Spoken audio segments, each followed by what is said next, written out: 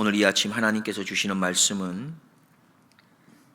요엘 2장 1절에서 17절까지 말씀입니다. 하나님 말씀 한 절씩 교도하겠습니다. 시온에서 나팔을 불며 나의 성산에서 호각을 불어 이 땅 거민으로 다 떨게 할지니 이는 여호와의 날이 이르게 됨이니라. 이제 임박하였으니 곧 어둡고 캄캄한 날이요 빽빽한 구름이 끼인 날이라. 새벽빛이 산 꼭대기에 덮인 곳과 같으니 이는 많고 강한 백성이 이르렀음이라. 이 같은 것이 자고 이래로 없었고 이후 세세에 없으리로다. 불이 그들의 앞을 사르며 불꽃이 그들의 뒤를 태우니 그 전에 땅은 에덴 동산 같았으나 그 후에 땅은 황무한 들 같으니 그들을 피할 자가 없도다. 그 모양은 말 같고 그 달리는 것은 기병 같으며 그들의 산꼭대기에서 뛰는 소리가 병거 소리와도 같고 불꽃이 초계를 사르는 소리와도 같으며 강한 군사가 항오를 벌이고 싸우는 것 같으니 그 앞에서 만민이 송구하여 하며 무리의 낯빛이 아예졌도다. 그들이 용사같이 달리며 무사같이 성을 더위 잡고 오르며 각기 자기의 길로 행하되 그 항오를 어기지 아니하며 피차에 부딪히지 아니하고 각기 자기의 길로 행하며 병기를 충돌하고 나아가나 상치 아니하며 성중에 뛰어 들어가며 성 위에 달리며 집에 더위 잡고 오르며 도적같이 창으로 들어가니 그 앞에서 땅이 진동하며 하늘이 떨며 일월이 캄캄하며 별들이 빛을 거두도다. 여호와께서 그 군대 앞에서 소리를 발하시고 그 진은 심히 크고 그 명령을 행하는 자는 강하니 여호와의 날이 크고 심히 두렵도다. 당할 자가 누구이랴. 여호와의 말씀에 너희는 이제라도 금식하며 울며 애통하고 마음을 다하여 내게로 돌아오라 하셨나니 너희는 옷을 찢지 말고 마음을 찢고 너희 하나님 여호와께로 돌아올지어다.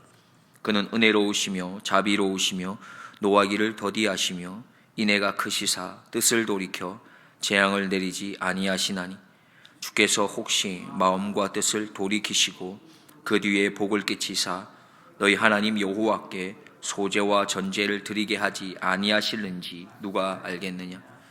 너희는 시온에서 나팔을 불어 거룩한 금식일을 정하고 성회를 선고하고 백성을 모아 그 회를 거룩해 하고 장로를 모으며 소아와 젖 먹는 자를 모으며 신랑을 그 방에서 나오게 하며 신부도 그 골방에서 나오게 하고. 같이 보겠습니다. 여호와께 수종드는 제사장들은 낭실과 단 사이에서 울며 이르기를 여호와여 주의 백성을 긍휼히 여기소서. 주의 기업으로 욕되게 하여 열국들로 그들을 관할하지 못하게 하옵소서. 어찌하여 이방인으로 그들의 하나님이 어디 있느뇨 말하게 하겠나이까 할지어다. 아멘. 오늘 본문을 보시면 하나님께서 제사장들에게 시온에서 나팔을 불어라고 말씀합니다. 1절에 시온에서 나팔을 불며 나의 성산에서 호각을 불어 이렇게 시작합니다. 나팔은 보통 그 당시 전쟁할 때 불었었고요, 또 예배나 축제를 드릴 때 나팔을 불었습니다.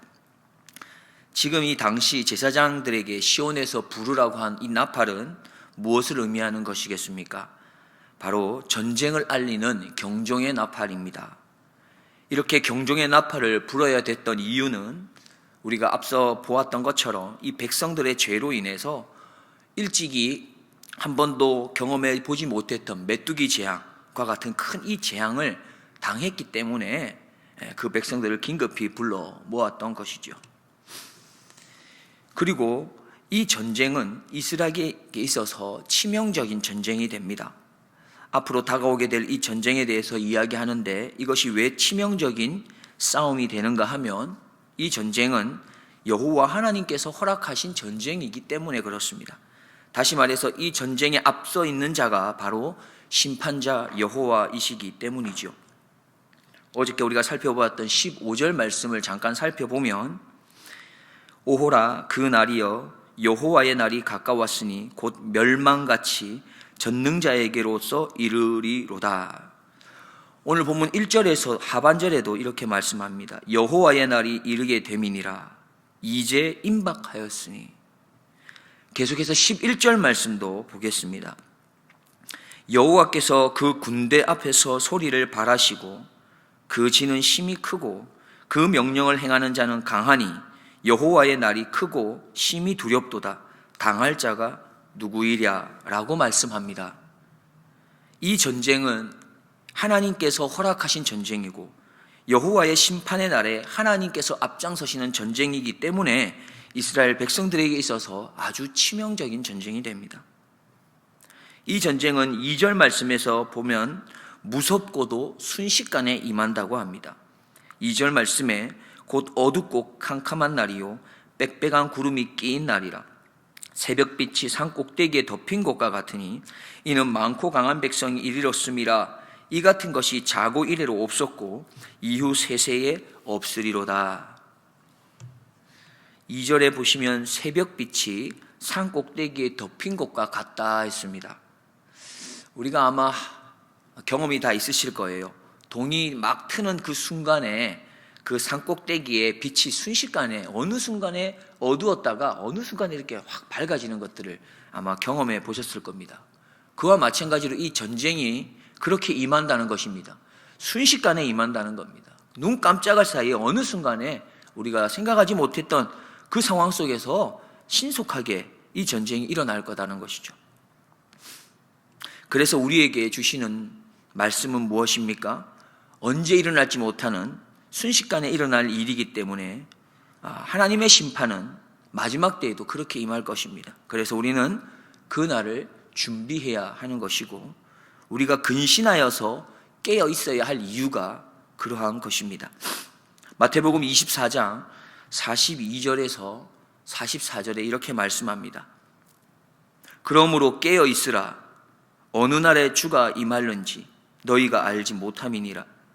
너희도 아는 바니 만일 집 주인이 도적이 어느 경점에 올 줄을 알았다면 깨어 있어 그 집을 뚫지 못하게 하였으리라. 이러므로 너희도 예비하고 있으라. 생각지 않은 때에 인자가 오리라. 오늘 본문 3절부터 11절 말씀은 여호와의 심판의 날에 앞으로 있을 그 내용을 세세하게 표현해 주고 있습니다. 그런데 그 내용을 보면 이 전쟁이 북방에 있는 어떤 왕으로부터 침입되어 오는 것을 짐작할 수가 있고, 다시 말해서 이스라엘 백성의 주변에 이방 나라를 통해서 이스라엘 백성들이 잘못한 것을 향하여 하나님이 심판하실 수 있다는 것을 말씀합니다. 하나님을 알지 못하는 이방 백성들을 들어서라도 하나님의 백성인 이스라엘 백성들을 심판할 수 있다라는 것이죠. 5절에서는 산 꼭대기에서 뛰는 소리라라는 말이 있습니다. 다시 말하면 이방 백성이 쳐들어와서 산 꼭대기까지 쳐들어왔다는 것을 말합니다.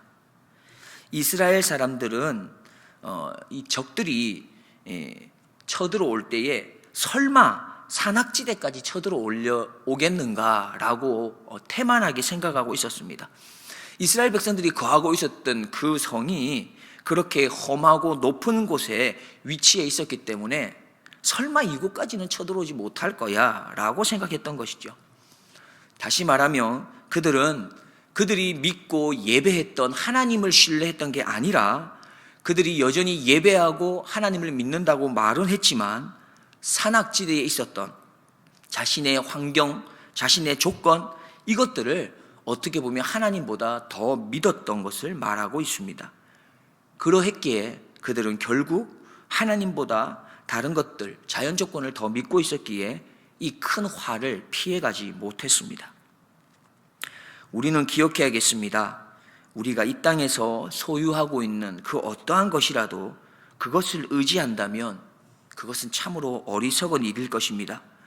원하옵기는 우리가 가진 돈과 지식과 재능과 환경과 배경이 필요하지 않은 건 아니지만 어느 순간에는 그것들이 아주 귀중한 것이지만 그러나 우리가 그것을 하나님보다 우선적으로 앞서 생각하고 있고 신뢰한다면 그것은 우리에게 치명적으로 큰 어려움을 가져다 주는 일이 될 것입니다. 우리가 해야 될 것이 있다면 하나님을 가장 우선적으로 신뢰하고 무슨 일이든지 하나님께 물어야 되고 하나님으로부터 답을 얻기를 힘쓰고 애쓸 수 있는 우리 모두가 되기를 주님의 이름으로 축복드립니다. 12절 말씀, 13절 말씀을 우리가 함께 같이 보겠습니다. 여호와의 말씀에 너희는 이제라도 금식하며 울며 애통하고 마음을 다하여 내게로 돌아오라 하셨나니 너희는 옷을 찢지 말고 마음을 찢고 너희 하나님 여호와께로 돌아올지어다. 그는 은혜로우시며 자비로우시며 노하기를 더디하시며 인애가 크시사 뜻을 돌이켜 재앙을 내리지 아니하시나니. 이 말씀에서 우리가 알 수 있는 것처럼 하나님께서는 참으로 우리를 끝까지 기다리시는 분임을 알 수 있습니다.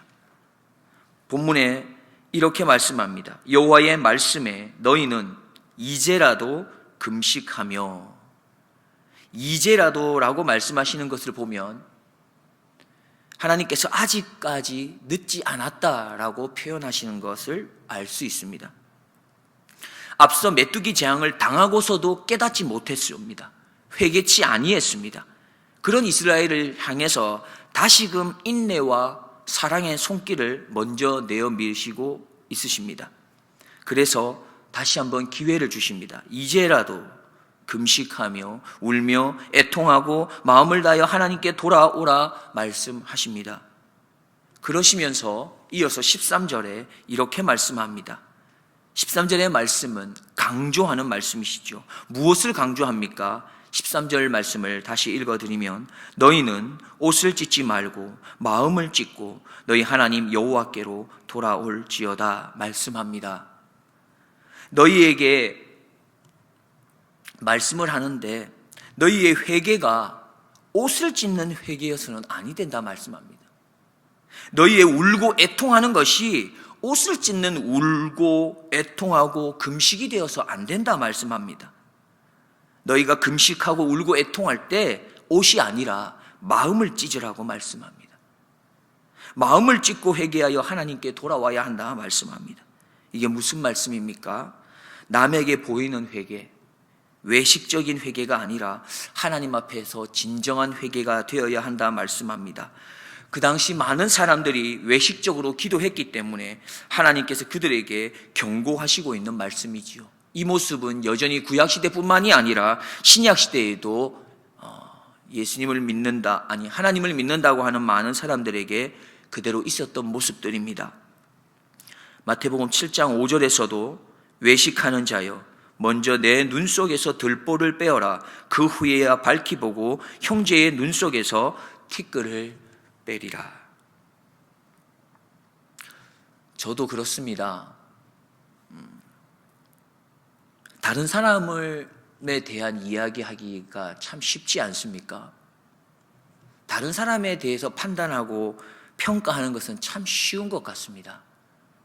그런데 자기 스스로를 판단하고 평가하면서 이야기해 보신 적이 있으십니까? 부부간의 이야기에서도 자신의 잘못을, 자신의 그릇된 오늘 하루의 삶에 있어서 이야기해 보신 경험이 있으십니까? 저는 잘 없는 것 같습니다. 앞에 서 있는 저부터도. 그러나 부부간의 이야기뿐만이 아니라 구역에서나 아는 사람들과의 이야기 속에서 내가 아니라 나의 허물이나 나의 잘못이 아니라 다른 사람의 허물과 잘못에 대해서는 너무나 쉽게 우리가 이야기하고 있지는 않습니까?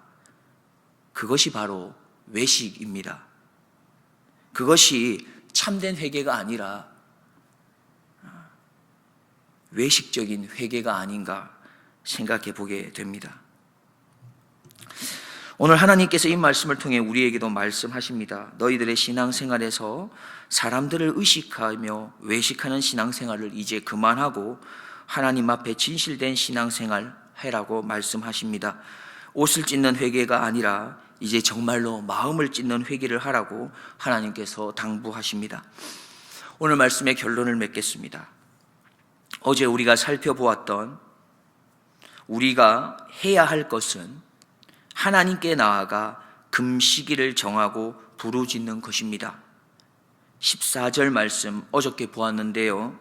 너희는 금식일을 정하고 성회를 선포하고 장로들과 이 땅 모든 거민을 너희 하나님 여호와의 전으로 몰수히 모으고 여호와께 부르짖을지어다 했습니다. 그런데 오늘 또 하나님께서 기회를 주십니다. 15절과 16절 말씀 다시 한번 같이 보겠습니다.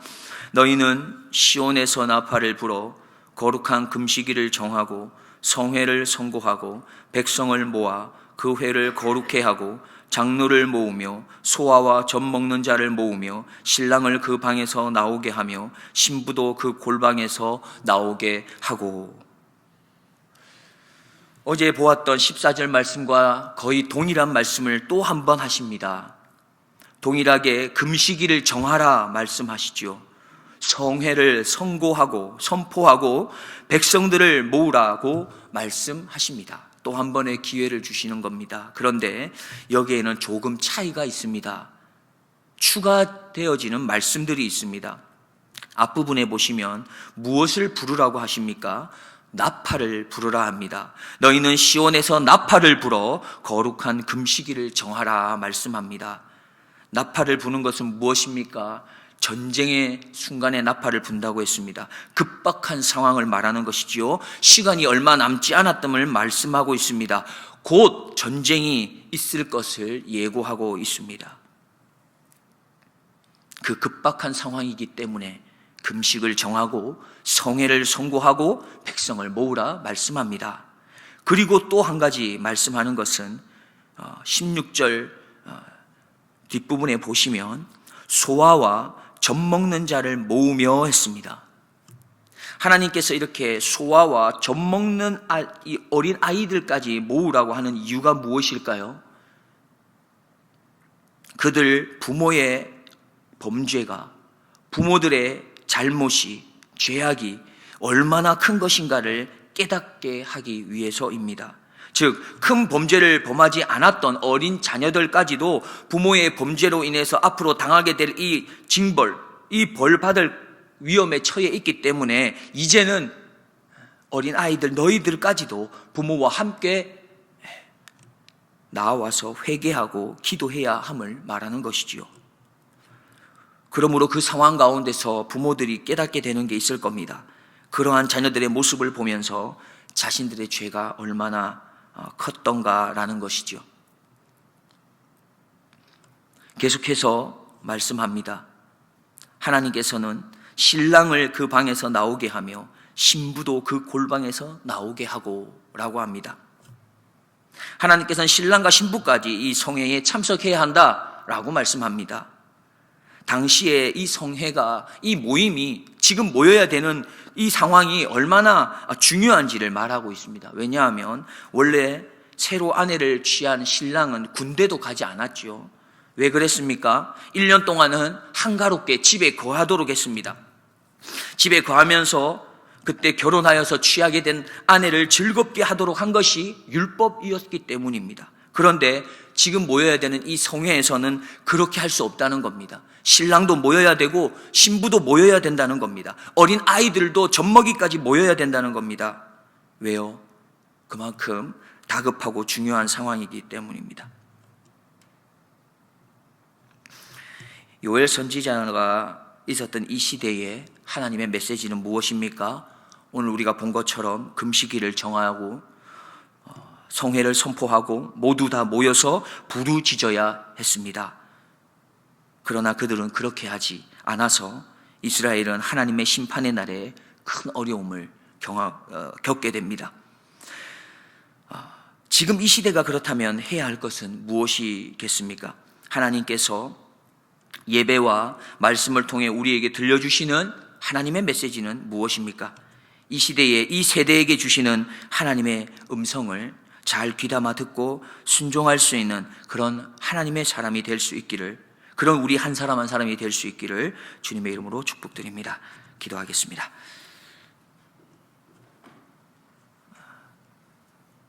사랑과 은혜의 하나님, 우리는 마땅히 죽어야 했고 지금 당장 죽음의 길을 간다 해도 아무 말을 할 수 없는 죄인들이지만 그 모든 것을 뒤로 하고 그 모든 것들을 하나님이 용서하시고 구원의 자녀 삼아주시고 하나님의 거룩한 백성 삼아주신 은혜를 다시 한번 기억하며 감사드립니다. 우리에게 은혜가 임했지만 우리가 그 은혜를 흘려보내는데 익숙하지 못했습니다. 우리를 불쌍히 여기시고 오나옵기는 하나님께서 우리를 먼저 믿게 하신 것은 주님의 복된 구원의 은혜를 흘려보내라고 먼저 믿게 하셨사오니 우리가 그 귀한 은혜를 흘려보내는 일에 게으르지 않도록 도와주옵소서. 마지막 때에 주님 앞에 섰을 때에 하나님께서 하신 말씀들 가운데서 깨달은 바대로 순종했는지를 하나님 물으실 때에 착하고 충성된 종이라고 들을 수 있는 그런 귀한 은혜의 자리에 있는 주님의 백성 되기를 소망하오며 오늘 하루도 주님의 말씀에 귀를 기울이고 주님의 뜻하신 메시지를 바로 깨달아 순종의 걸음을 걸어가는 복된 주의 백성들, 하나님의 사람들 되게 하여 주옵소서. 감사드리며 예수님의 이름으로 기도드립니다. 아멘.